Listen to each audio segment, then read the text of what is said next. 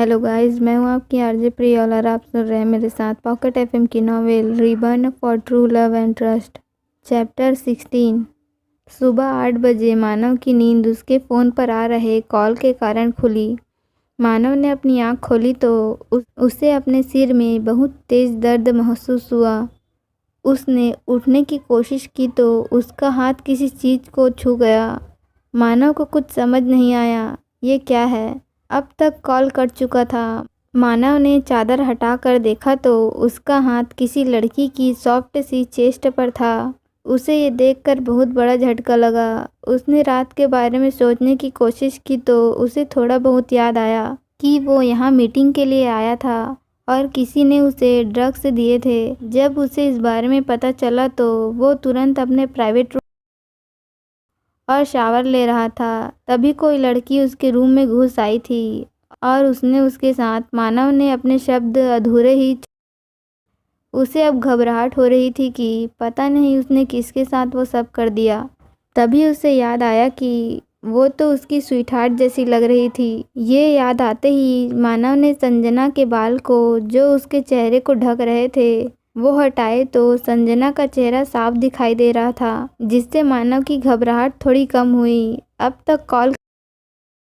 थोड़ी देर बाद मानव का फ़ोन फिर से बजने लगा तो इस बार मानव ने फ़ोन उठा लिया। तभी मानव को फ़ोन से आदित्य की परेशानी भरी आवाज़ सुनाई दी, जो कह रहा था, मानव कहाँ है तू यार, मुझे तेरी हेल्प चाहिए। जान का कुछ पता नहीं चल रहा है, रात से ढूंढ रहे हैं।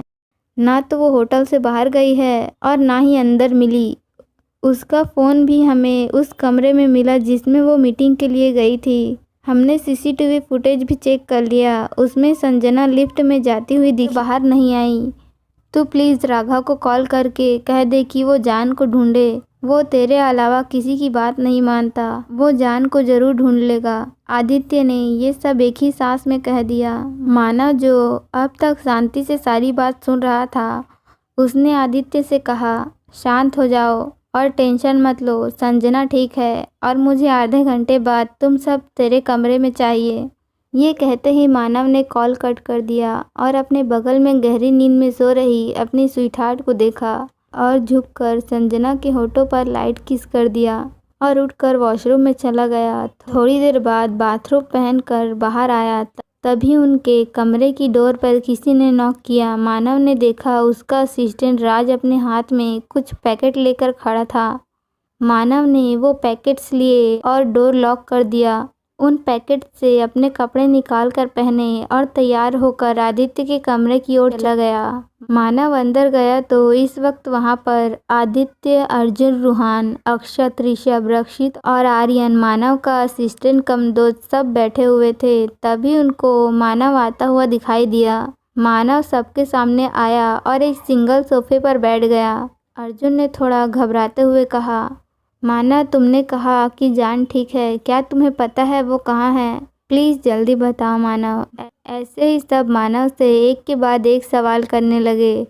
तब मानव ने उन्हें अपना हाथ दिखा दिया तो सब चुप हो गए। तब मानव ने बिना कोई सस्पेंस क्रिएट किए कल रात जो भी हुआ संजना और उसके बीच सब बता दिया, जिसे सुनकर सब शॉक हो गए। आदित्य, अर्जुन, रूहान और अक्षत की आंखों से तो आंसू निकल रहे थे। वो इस सब का जिम्मेदार अपने आप को मार रहे थे। वो सोच रहे थे कि अगर वो अपनी जान को अकेले नहीं जाने देते तो ऐसा होता ही नहीं।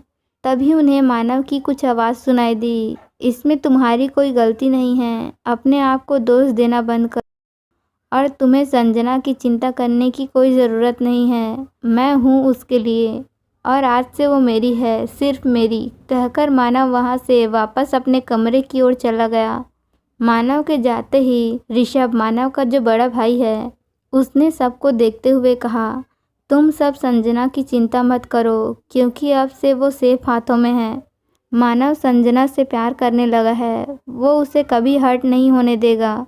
जब सबने ये बात सुनी तो सब आश्चर्य से ऋषभ को देखने लगे तो ऋषभ ने हाँ में गर्दन हिला दी। वैसे तो ये बात जानकर सबको बहुत खुशी हुई, पर संजना के लिए उन्हें।